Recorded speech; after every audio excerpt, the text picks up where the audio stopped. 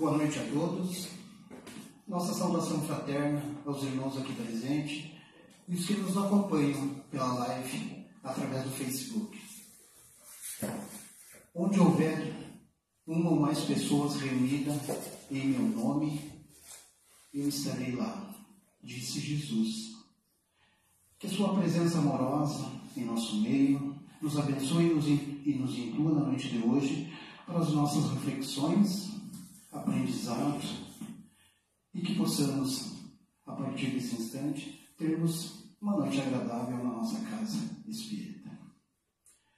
O mês de outubro é um mês especial para o Espiritismo. Comemoramos o aniversário do codificador da doutrina espírita, Allan Kardec. Hippolyte Léon Denisard Ribail, sob a alcunha de Allan Kardec. E o mês de outubro serve para rememorar a sua codificação, sistematização e divulgação dessa doutrina tão consoladora que a todos acolhe e abraça. Amanhã, dia 3 de outubro, estará fazendo 219 anos do seu nascimento, da sua passagem neste planeta. E para nossa alegria, teremos neste mês de outubro também a participação de outros irmãos de outras casas da nossa comunidade e da região também, que estarão aqui para dar a sua contribuição nesse mês tão especial para a doutrina espírita. Sintam-se todos convidados para prestigiar esses grandes eventos que acontecerão aqui na nossa casa. Trouxemos hoje para as nossas reflexões um tema que é recorrente em todas as doutrinárias dos nossos irmãos aqui da nossa casa. De alguma forma, eles sempre dão uma pincelada, porque esse é um dos pilares da doutrina espírita, a reforma íntima. A tão falada reforma íntima e tão pouco praticada. Outro dia estávamos reunidos na sala de passes e esse tema surgiu livremente entre nossas conversas quando uma irmã nossa nos disse que um ou uma frequentadora da nossa casa questionou ela o que era reforma íntima e, principalmente, como se fazia a reforma íntima. E daí fomos intuídos a procurar nos aprofundar um pouquinho do conhecimento que nós temos e buscamos a nossa contribuição para repartir e compartilhar com os irmãos hoje aqui e os que nos acompanham pela live no Facebook. O que é reforma íntima? Reforma íntima é um autoconhecimento. Reforma íntima é uma melhoria que nós fizemos de dentro para fora. Quem pretende trilhar o caminho da doutrina espírita necessariamente precisa fazer esse melhoramento, fazer essa reforma íntima. E isso é muito individual, embora nunca seja solitária. Porque a reforma íntima te melhora, mas também melhora o teu entorno, melhora o grupo que tu participa. É um processo lento, vagaroso e muitas vezes dolorido, porque nós vamos ter que abrir mão de vícios culturais que estão arraigados em nós, que para nós no momento ainda é a coisa mais importante. Mas com o passar do tempo, vamos nos perceber que essa melhoria, que essa procura em nos melhorarmos é muito mais importante do que aqueles vícios que nós tínhamos lá. O que eu aprendi na minha juventude há anos atrás, serviu como aprendizado, mas hoje não me serve mais. Hoje a minha percepção de melhoria, de paz interior, é diferente do que quando eu tinha meus 20 anos. Embora naquele momento me parecia importante aquilo para mim. A importância que tinha, que me serviu como aprendizado, para hoje, na minha maturidade, eu escolher aquilo que eu quero para mim. Allan Kardec, na questão 219 do Livro dos Espíritos, quando ele inquere os espíritos superiores, ele faz a seguinte pergunta: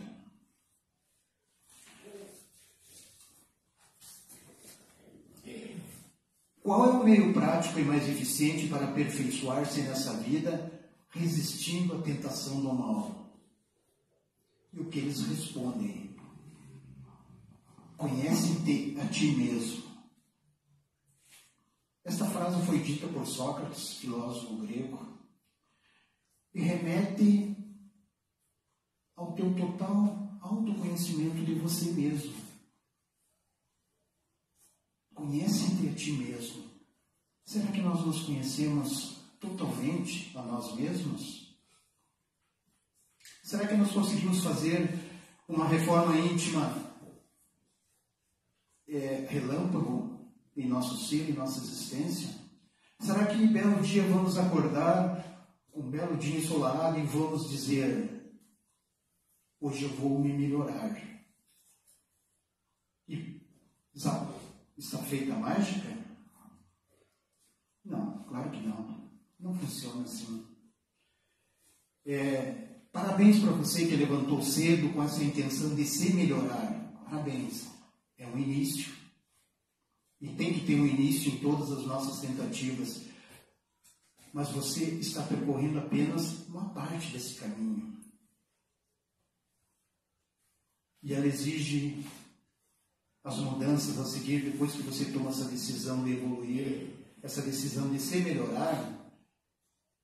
Ela exige que você tenha muita coragem para mudar, que você tenha muita persistência. E as mudanças que você deve fazer em você, não tente fazer grandes mudanças. Comece pelas mudanças pequenas, que você terá muito mais facilidades de prosseguir do que você querer mudar radicalmente tudo na tua vida, onde provavelmente você vai desistir no meio do caminho. Na casa espírita se diz: ou você vem pela dor, ou você vem pelo amor. Não importa, você veio, você está procurando de alguma forma a sua melhoria. E isso é importante, porque Kardec já diz que reconhece-se o verdadeiro espírita pela sua transformação moral e pelos esforços que emprega para domar as más inclinações. Talvez você, e muito provavelmente, não vai conseguir se melhorar 100%, mas no momento que você transforma esses teus maus vícios em atitudes de querer te melhorar e melhorar o teu entorno, você está avançando. Somos todos espíritos eternos e iremos, voltaremos quantas vezes forem necessário para nos melhorar. Mas o que tu aprendeu hoje, o que tu evoluiu hoje, é uma tarefa menos que você terá que fazer na tua próxima reencarnação, na tua próxima volta. E não se engane, meus irmãos, voltaremos. Santo Agostinho, na sua sabedoria, nos ensina um rito de como você praticar a reforma íntima. Diz ele que ao final de cada jornada, de cada labor, ele se questionava, parava e pensava sobre o seu dia de trabalho, onde ele dizia: fazei o que eu fazia quando vivi na terra. No fim do dia, eu interrogava a minha consciência, refletia sobre o que eu havia feito e me perguntava se não faltara com algum dever, se alguém tivera motivo para reclamar de mim. Essa autoavaliação, essa autocrítica, mudaria muito os nossos rumos se nós fizéssemos isso. Não é uma regra que não se faça, mas a gente sempre terá outras prioridades do que tu chegar no teu trabalho cansado, sentado numa cadeira, esticar as tuas pernas e refletir. Aquela discussão que eu tive com o meu colega lá, no meu trabalho, com o meu chefe, com o meu amigo,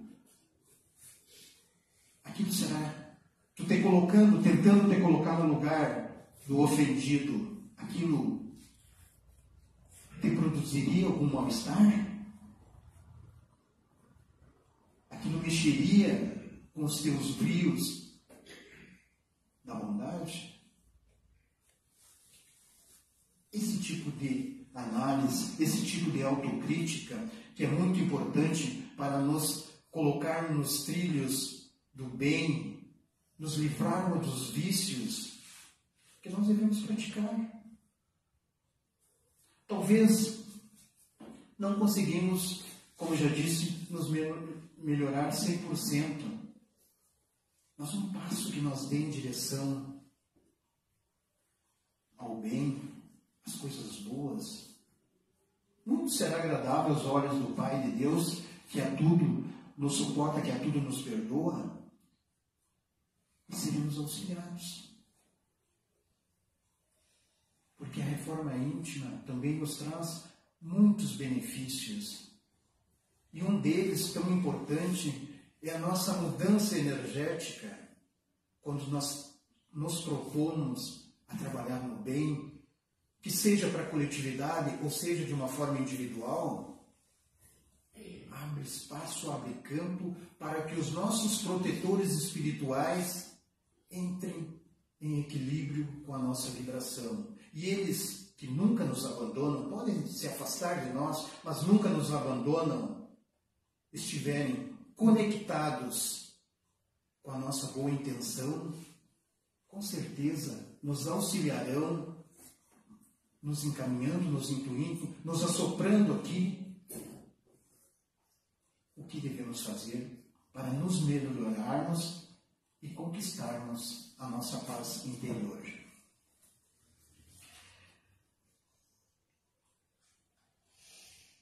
A transformação moral requer autoconhecimento e, portanto, é uma prática fundamental na busca pela evolução espiritual. Existe um passo a passo que é recomendado para se fazer essa reforma íntima. Questionar, experimentar e agradecer. Nos questionamentos, reflita sobre suas atitudes, emoções e desejos. Interrogue sua consciência e faça um julgamento da sua conduta.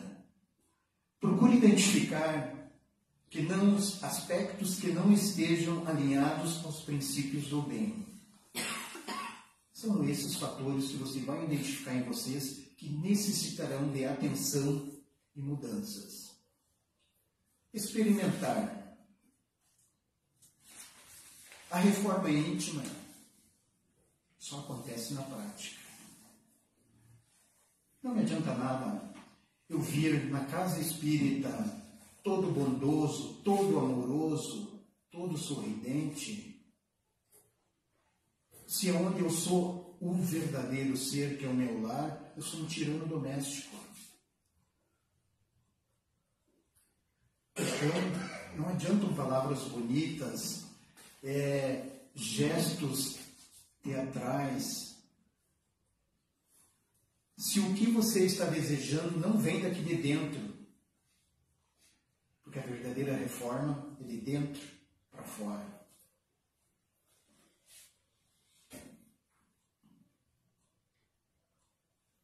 Chico Xavier, na sua bondade, na sua superioridade espiritual, nos deixa um legado dê conselhos para nós ajudar na nossa reforma íntima. São 20 passinhos que eu vou ler rapidamente, que eu acredito que seja de extrema importância para nós nos atentarmos a pelo menos procurarmos a nos reformar, a nos evoluir. Executar alegremente as próprias obrigações. Faça aquilo que você te dá prazer. Faça aquilo, trabalhe naquilo que te dê gosto, não te dê dor. Silenciar diante da ofensa não é covardia, é sabedoria. Esquecer o favor prestado. Sempre que você for ajudar o necessitado, faça-o sem que a tua mão esquerda saiba o que a mão direita dá. Porque o único ser no universo que precisa saber aquilo que tu fez, já sabe. Você não precisa espalhar aos quatro cantos tudo aquilo que tu fez. Não há essa necessidade. Não há. Embora seja uma condição que não é errada, não é tão grave assim. Mas para ser agradável aos olhos daquele que a tudo vê, faça dessa maneira. Exonerar os amigos de qualquer gentileza para conosco. Emudecer a nossa agressividade. Da mesma forma que você deve calar diante de uma ofensa, cale a sua agressividade. Contenha ela. Transforme ela num bom sentimento. É difícil? Claro que é. Porque depois que o sangue vem para o olho, fica muito difícil a gente se restabelecer, se equilibrando. Mas ninguém disse que seria fácil, né? Se reformar intimamente. Ninguém disse que seria fácil. Não condenar as opiniões que divergem da nossa. Muito comum. Sobre determinado assunto, podemos ter várias opiniões. E devemos respeitar a opinião do nosso irmão, daquele que está ao nosso lado, daquele que é o pivô de toda a discussão. Cada opinião é única e deve ser respeitada sim. Abolir qualquer pergunta maliciosa ou desnecessária. Repetir informações e ensinamentos sem qualquer azedume. Isso eu acho de extrema importância e isso eu sempre me remeto às turmas de êxito que a nossa casa tem. Nós, como monitores desse estudo dos irmãos que estão na iniciação, que chegam aqui muitas vezes por curiosidade, mas com o passar do tempo, com o passar das aulas, dos estudos, vão se melhorando e vão se apercebendo que o quanto é importante você ter o conhecimento espírita sobre as coisas que regem a nossa vida. Eu me sinto extremamente feliz, porque o pouco que eu sei, o pouco que eu conheço, eu posso repartir com eles. Isso nos traz uma alegria enorme, porque estamos contribuindo alegremente para que o nosso irmão, de alguma forma, faça a sua reforma íntima. Treinar a paciência constante. Poxa vida, essa eu sempre me digo para mim, porque eu sou um cara muito impaciente, sim. E já me coloquei em situações bem constrangedoras por minha falta de paciência. Então eu posso dizer de cadeira aqui, para quem quer fazer esse treinamento. Domine a sua paciência. Transforme ela num bom sentimento. Conte até 10, se for possível. Repetir informações e ensinamentos sem qualquer azedume. Tá. Ouvir fraternalmente as mágoas dos companheiros sem biografar nossas dores. Quando alguém te procura para chorar, para pedir ajuda, não quer saber da tua vida, não quer saber do que tu está passando. Ele te procurou porque ele precisa da tua ajuda. Foque nisso. Dê isso para ele. É isso que ele precisa agora. Porque no final das contas, depois de tudo isso passado, você também vai estar se ajudando.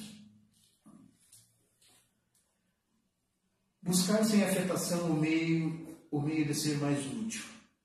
Desculpar sem desculpar-se. Não dizer mal de ninguém. Buscar a melhor parte das pessoas que nos comungam a experiência. Isso também é importante, eu acho. Aquelas pessoas difíceis que fazem parte da nossa vida sempre vão nos ensinar algo de bom. Qualquer ser sobre esta terra, por mais maléfico que seja, ele sempre terá algo para nos ensinar. E se você tiver a inteligência, a persistência e principalmente amor no teu coração para entender e compreender aquele teu irmão que ainda não entendeu o caminho da luz,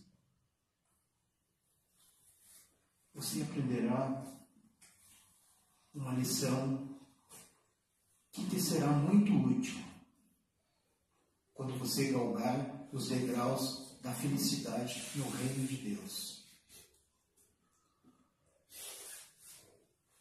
Alegrar-se com a alegria dos outros, coisa boa, né? Quando a gente fica alegre por um amigo, por um parente, por um irmão, pelo amor da nossa vida, que conquistou algo, isso nos faz tão bem. Quando a gente faz dessa maneira sem ter aquele olho grande, aquela inveja, nos faz tão bem. Ficar alegre por um amigo, por uma amiga, por ter conquistado algo qualquer. Não aborrecer quem trabalha, ajudar espontaneamente, respeitar o serviço alheio, reduzir os problemas particulares. Também devemos não aumentar as nossas mágoas, as nossas dores maior do que elas já são. Vamos cuidar dela, tratar delas na medida certa, sem precisar exageros, porque isso só te fará mal. Servir de boa mente quando a enfermidade nos fira. Quando estivermos enfermos, doentes, acreditarmos que existe um poder maior, que existe uma consolação nessa dor que nós estamos sentindo neste momento, e ela tem um propósito.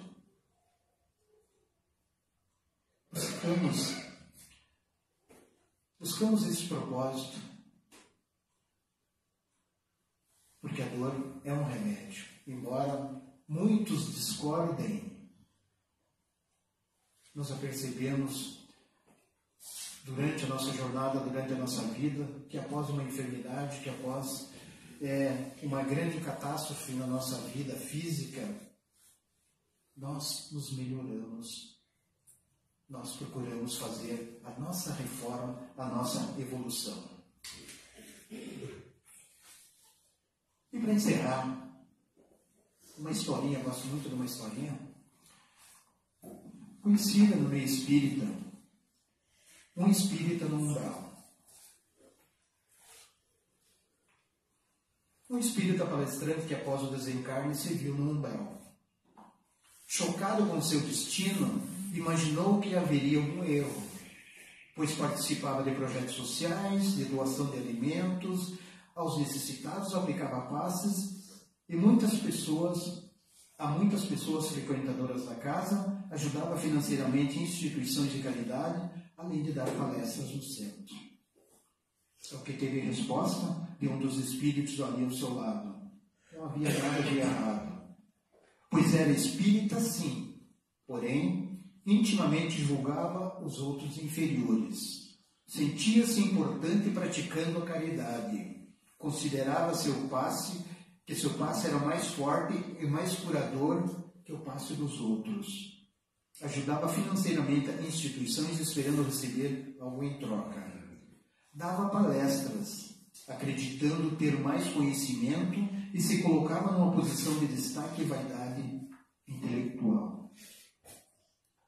Tudo isso se resume a duas maiores chagas da humanidade: o orgulho e a vaidade. Como diz a máxima, a quem muito foi dado, muito será exigido. E a quem muito foi confiado, muito mais será pedido. São muitos os chamados, poucos são os escolhidos. Queridos irmãos, que tenhamos uma semana abençoada, que possamos refletir um pouquinho sobre esse nosso autoconhecimento, sobre essa reforma que necessariamente em algum momento vai chegar nas nossas vidas. Você tem o teu livre-arbítrio para decidir a hora e o momento. Mas se você pensar nas benesses que uma reforma te trará, deveria considerar em começá-la logo. Que a semana de você seja abençoada, que o caminho de luz de você seja iluminado, e que Deus Pai Todo-Poderoso proteja a todos e traga a todos bons momentos, boas consolações através da tua fé. Então, neste momento, vamos nos preparar para receber o passo coletivo e preparar o nosso coração, a nossa mente para o passo individual na cama. Pai amado, neste momento, te agradecemos humildemente essa oportunidade de aqui estarmos para nos refazermos no nosso dia a dia, para nos indagar a nossa consciência sobre os nossos atos e podermos ter a possibilidade de nos mudar. Que esse feixe de luz que entra através do nosso chakra coronário, que invade as nossas células, que invade a nossa corrente sanguínea, retire de lá todos os miasmas, todas as forças negativas, infundindo nela boa energia, boa esperança, boa caridade, bom amor, bom perdão, bom tudo. Que a espiritualidade maior nos ampare e nos proteja e que possamos, a partir desse momento, refletirmos de uma forma melhor, com a graça de Deus, com a graça de Jesus, com a graça dos nossos protetores espirituais e que possamos, ao retornar para os nossos lares, levarmos tudo aquilo que aqui viemos buscar e que possamos sair daqui melhor do que quando chegamos.